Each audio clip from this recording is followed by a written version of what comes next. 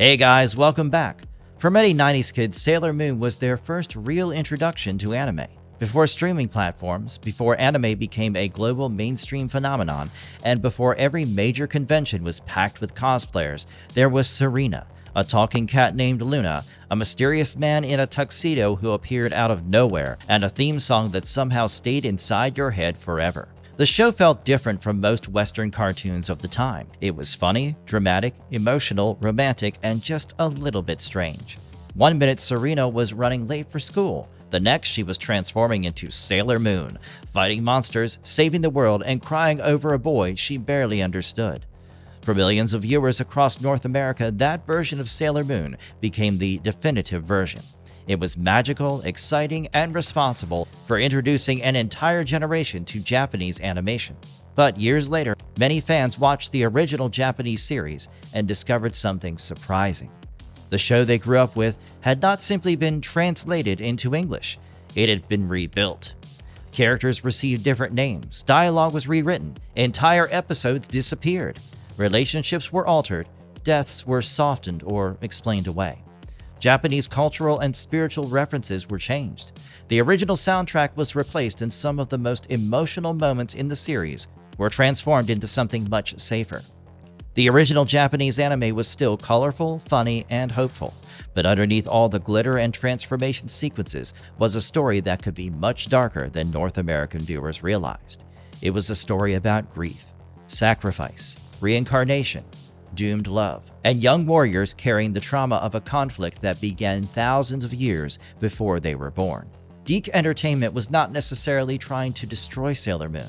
The company was adapting the series for North American children's television in the mid-1990s, when networks had strict rules concerning violence, death, alcohol, guns, LGBTQ relationships, nudity, religion, and cultural references that executives believed children might not understand. The result was a version that sometimes felt like an entirely different show. The Sailor Moon many of us grew up with was not simply dubbed. It was edited, shortened, renamed, rescored, given educational messages, wrapped into a safer package, and sent into the world with a different identity.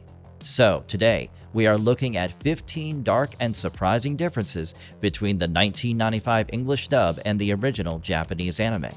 And once you see what was hiding underneath all that moon dust, it becomes very difficult to unsee it.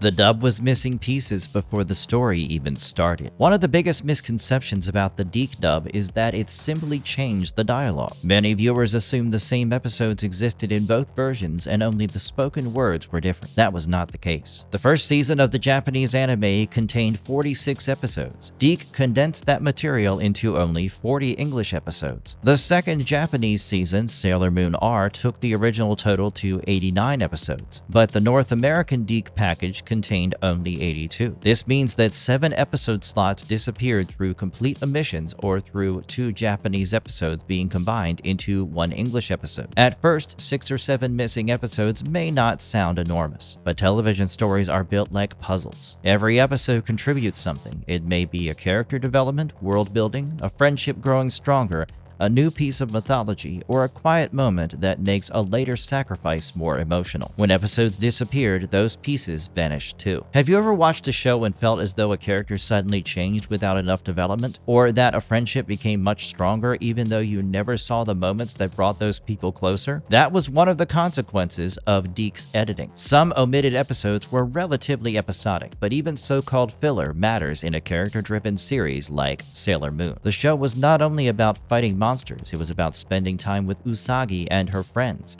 understanding their insecurities, and watching them slowly become a family. Remove those stories and the plot may still work, but the emotional foundation becomes weaker. It is like reading a novel with several chapters removed. You can still identify the heroes and villains, but certain relationships no longer feel as complete. The DiC version was therefore not merely translating Sailor Moon. It was constructing a shorter North American version designed to fit television scheduling and broadcasting requirements. As one fan might put it, the Japanese version served the full meal. The DiC dub gave audiences the children's menu, removed several spicy dishes, and hoped nobody noticed what was missing.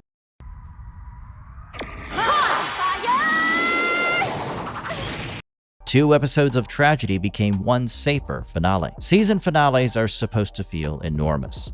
They are supposed to make viewers wonder whether the heroes will survive and whether everything they have fought for is about to collapse. The Japanese ending of Sailor Moon's first season absolutely did that. In fact, it went much further than most North American children's cartoons of the period would have dared. The final conflict originally unfolded across 2 episodes, Episode 45, Death of the Sailor Guardians, the tragic final battle, and Episode 46, Usagi's Eternal Wish, a brand new life. That extra running time mattered. It allowed viewers to experience the fear, sacrifice, grief, and destruction instead of immediately rushing toward victory. The heroes were not marching confidently into a simple final battle. They were walking toward a disaster, and the atmosphere made it clear that nobody was safe. DiC approached that material very differently. The 2 Japanese episodes were heavily edited and combined into a single English episode titled Day of Destiny. From a North American television perspective, that probably made sense. The original episodes contained multiple deaths, disturbing imagery, emotional breakdowns, and prolonged scenes of grief. Combining them allowed DiC to cut material, shorten the sacrifices,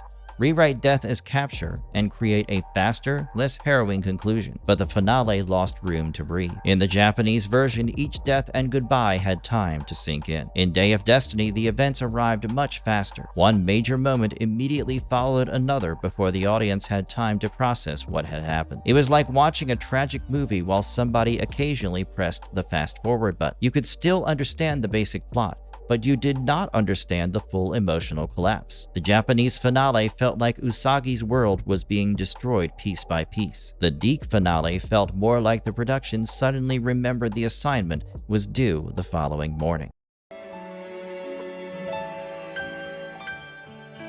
Hey now, no need for...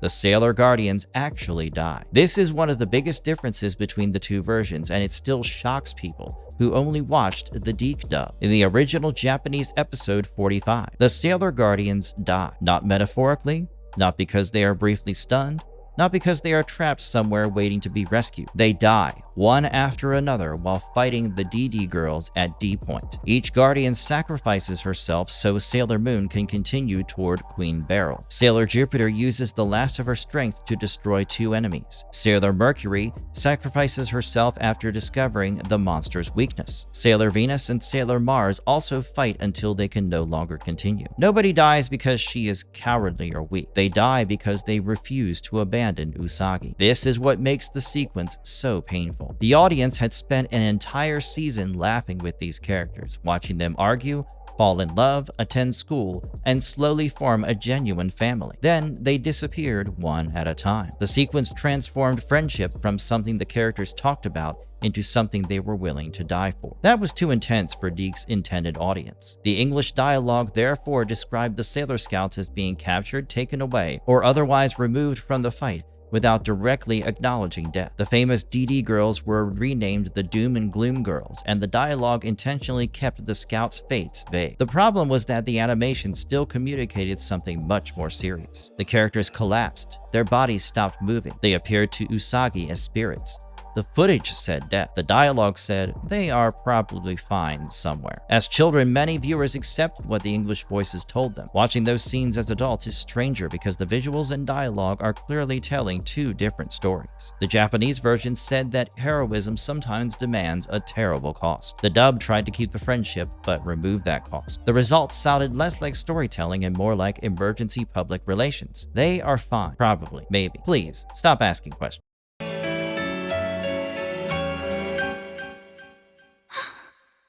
Mamoru's death became Darien's extremely dramatic injury. The deaths of the Sailor Guardians were not the only emotional blow waiting for Usagi. Mamoru, known as Darien in the DiC version, also dies during the Japanese finale. Usagi and Mamoru's relationship was central to the first season. It began with arguments and misunderstandings before expanding into a romance connected to their past lives as Princess Serenity and Prince Endymion. By the finale, Mamoru had been brainwashed and turned against Usagi. She finally managed the person underneath Queen Beryl's control, only for Beryl to attack him. Mamoru used his remaining strength to help Usagi and then died in her arms. The scene was meant to be devastating. Usagi had already lost her friends. Now she lost the person she loved. The series allowed her to understand and grieve what had happened before continuing alone. Deke softened the moment through altered dialogue, cuts, and framing that avoided stating directly that Darien had died. He was treated more like someone who had been badly injured or rendered unconscious. The emotional meaning therefore changed. In the Japanese version, Usagi held the body of her dead soulmate. In the English dub, Serena appeared to be holding someone who might recover later. Both situations were sad, but only one made it clear that everything had been taken away from her. The Japanese finale continually stripped Usagi of everyone she loved, making her final decision to continue far more powerful. The English dub reduced those losses. Darien did not seem dead. He looked like he had chosen the most dramatic possible place and time to take a nap. Thank you, everyone. The finale was about death, rebirth, and a second chance. Many people remember the first season finale as the moment Sailor Moon defeated Queen Beryl. That is technically correct, but defeating Beryl was only one part of the ending. The deeper themes were death, sacrifice, memory, rebirth, and the possibility of receiving a second chance. By the time Usagi reached the final confrontation, she had lost almost everything. Her friends were dead. Mamoru was dead. The battle had cost her the ordinary teenage life she had repeatedly wished she could keep. When she called upon the silver crystal and the power of her fallen friends, victory did not feel triumphant. It felt tragic. She defeated the enemy, but the effort seemingly cost Usagi her own life as well. Her final wish was not for power, fame, or eternal recognition. She wished to return to being an ordinary girl. The silver crystal granted that wish by restoring or reincarnating Usagi, Mamoru, and the Sailor Guardians into peaceful lives without their recent memories. That was the emotional heart of the ending. The reward was not simply defeating evil. It was getting life back, friendship back, love back, and one more chance to be normal. The Deke version retained the broad resolution. The world was saved and the characters returned to their lives. But because the earlier deaths had been softened or denied, the restoration carried less emotional force. If viewers did not fully understand that the characters had died, seeing them alive again did not feel like a miracle. Hope shines brightest after despair. The Japanese finale understood that. It said, "You lost everyone, saved the world, and now you have been given the impossible gift of beginning again." The dub said something closer to, "Good work, Scouts. The Negaverse has been defeated, so everyone can return to normal." The destination was similar. The emotional journey was not. Don't worry, I'm here. I'll always be here for you. Sailor Venus lost her most important backstory episode. One of the biggest victims of Deke's episode omissions was Sailor Venus. By the time Minako officially joined the team, she was already different from the others. Usagi, Ami, Rei, and Makoto were still learning what it meant to be Sailor Guardians. Minako had already operated as Sailor V before meeting them. She had fought crime, worked alongside Artemis, and carried the burden of being a guardian, while the others were still living ordinary lives. The Japanese anime explored that history in episode 42, Sailor Venus's Past, Minako's Tragic Love. The episode revealed part of Minako's time in London, where she worked with a police officer named Katarina while operating as Sailor V. Minako also cared deeply for a young man named Alan, only to discover that Alan and Katarina had fallen in love. After Minako was believed to have died in an explosion, she allowed them to continue believing she was gone rather than interfere with their happiness. It was not a complete Sailor V origin story, but it revealed an important part of Minako's emotional past. The episode showed that behind her cheerful, energetic personality was someone who had already experienced danger, sacrifice, loneliness, and heartbreak. Deke never dubbed the episode. North American viewers therefore met Mina as the final scout to join the group without receiving one of the strongest explanations for why she often seemed more experienced than the others. Without episode 42, Mina could feel like the fun blonde girl with the giant bow who joined late. With it, she was a veteran who had already lived through an entire private chapter before Usagi's story began. That missing context mattered. Minako was not merely the fifth guardian. In many ways, she had been the first active soldier in a war the others did not yet know existed. Just as I suspected, this old man's one of the 7 great monsters. Zoisite was originally a man. Now we reach one of the most famous examples of censorship in the original English dub. In the Japanese anime, Zoisite was male. There was no hidden twist or deliberate ambiguity. He was a male member of Queen Beryl's 4 heavenly kings. He was elegant, manipulative, dangerous, theatrical, and more emotionally expressive than many of the other villains. When DiC adapted the series, Zoisite became a woman. The character received a female voice and was consistently referred to as female throughout the dub. This was not done because the story required a different gender. It was done because Zoisite was romantically involved with Kunzite, who was renamed Malachite in the English version. A romantic relationship between 2 male villains was considered unacceptable for North American children's television in 1995. Rather than remove every affectionate scene between them, DiC changed Zoisite's gender. Their relationship could remain visible, but it would now appear heterosexual. Much of Zoisite's behavior stayed the same. The flirting remained, the emotional attachment remained, the concern between the 2 characters remained. Only the context was altered. As a result, millions of viewers watched scenes originally written for a male couple without realizing it. Zoisite was not changed because it improved the plot. He was changed because of who he loved. And with one dubbing decision, one of the anime's earliest prominent queer characters became someone entirely different for a generation of viewers. To ashes. Zoisite, you handle the rest. Zoisite and Kunzite's relationship was straightwashed. Changing Zoisite's gender automatically transformed his relationship with Kunzite. In the original Japanese anime, Zoisite and Kunzite were a male couple. They were villains. They committed terrible acts, but their romantic attachment was presented clearly and without a special announcement explaining that viewers were supposed to find it shocking. They flirted, they showed concern for one another. Kunzite comforted Zoisite. Zoisite died in Kunzite's arms. Their relationship simply existed as part of the story. That was unusually open for a children's animated series in the early 1990s. North American television executives clearly viewed it differently. By transforming Zoisite into a woman, DiC did not have to erase the romance. It could preserve many of the same scenes while removing the same-sex relationship. That is why the change is often described as straightwashing rather than simple deletion. The dub did not remove the love story. It rebuilt one character so the love story would fit the expectations of North American television. The chemistry remained, the affection remained. The representation disappeared. For years, many English-speaking viewers believed they had watched the original relationship. Only later did they learn that the dub had effectively looked at 2 male villains in love and decided everything could stay exactly as it was, provided one of them stopped being a man.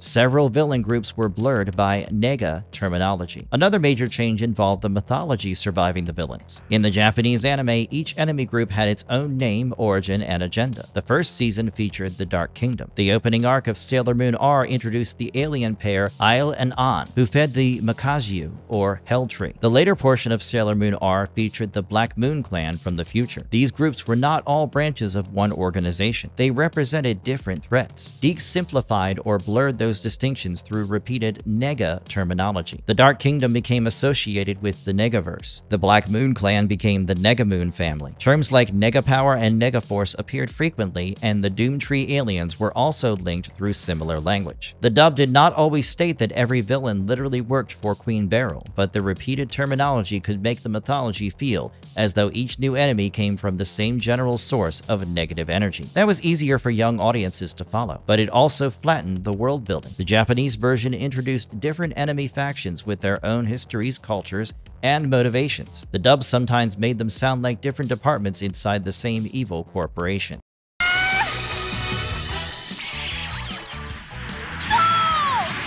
Rei's Shinto spirituality became generic fire magic. Rei Hino was not only Sailor Mars.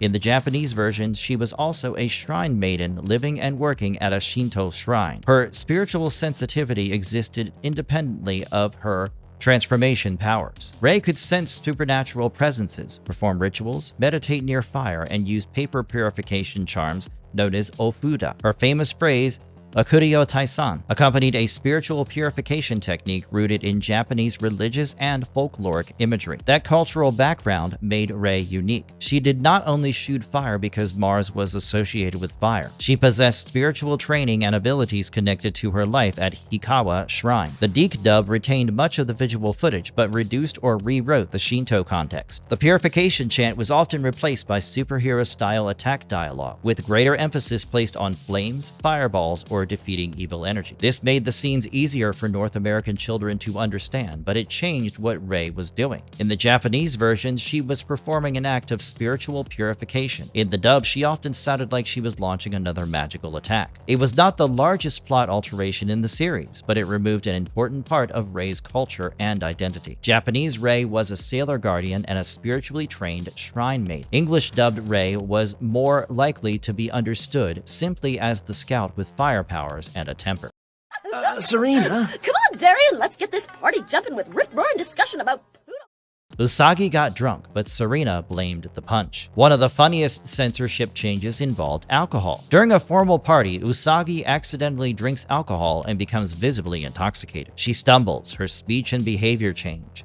The joke is that an inexperienced teenager has unknowingly consumed something she should not have. Deke was not comfortable mentioning underage drinking, so the alcohol became punch. The problem was that the animation did not change enough to support that explanation. Viewers still watched Serena stumble around, lose coordination, and act exactly like an intoxicated character. The dialogue simply insisted that ordinary punch was somehow responsible. It was a relatively small alteration, but it perfectly illustrated Deke's approach. The adult reference disappeared, the visual joke remained, and a new mystery was born. Apparently, Serena's greatest enemy was not Queen Beryl. It was an unusually powerful bowl, a fruit punch.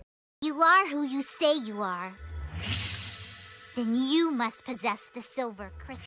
Chibiusa's toy gun entrance was edited. Chibiusa's first appearance in the Japanese anime was designed to be shocking. She suddenly fell from the sky, landed on Usagi, and later pointed what appeared to be a gun at her. The weapon turned out to be a toy, but viewers were not supposed to know that immediately. The scene established Chibiusa as unpredictable, mysterious, and potentially dangerous. Who was this pink-haired child? Where had she come from? And why was she threatening Usagi? Deke edited and softened the gun imagery for the North American broadcast.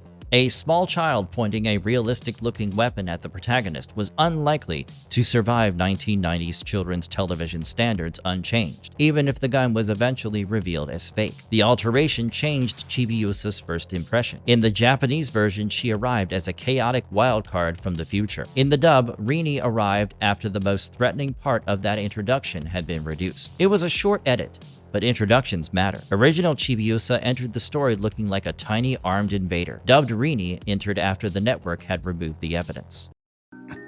Thank you for being part of my life.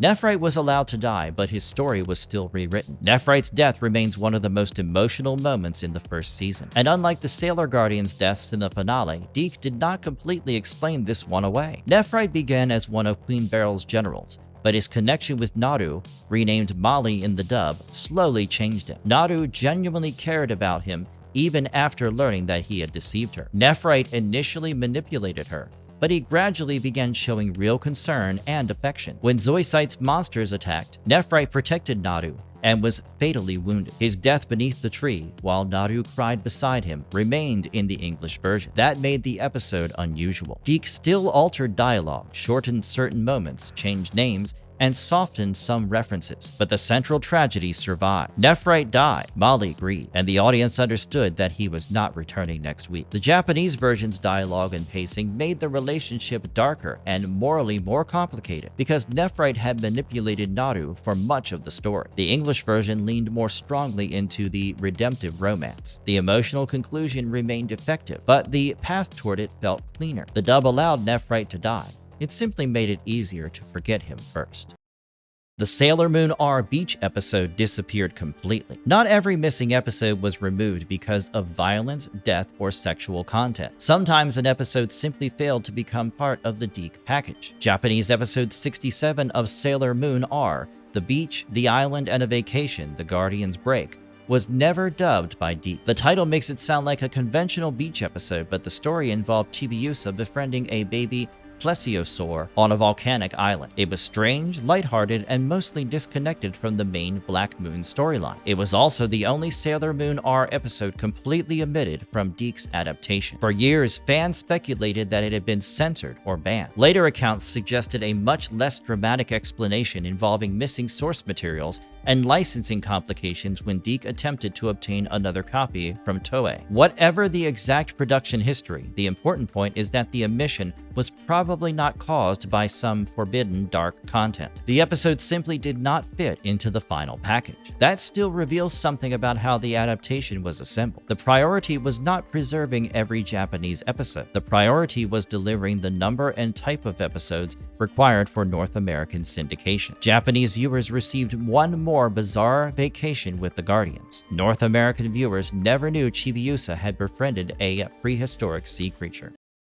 The new music changed the soul of the series. Some of the biggest differences had nothing to do with death, guns, dialogue, or missing footage. They came from the soundtrack. The Japanese anime used Takanori Arisawa's musical score and the famous opening song, Moonlight Densetsu. The score could be romantic, melancholic, mysterious, playful, or tragic. It reinforced the series' themes of reincarnation, ancient destiny, lost kingdoms, and love stretching across lifetimes. DiC replaced most of the Japanese music with a new North American score. It also introduced the English Fighting Evil by Moonlight theme, which adapted part of the Japanese opening melody but gave it completely new English lyrics and a more overt superhero cartoon energy. Many fans genuinely love DiC's music. That is understandable. The English opening is catchy, energetic, and deeply nostalgic. Several of the dub's insert songs also became memorable in their own right, but the soundtrack created a different emotional experience. The Japanese music often emphasized longing, tragedy, and destiny. The DiC music frequently pushed the action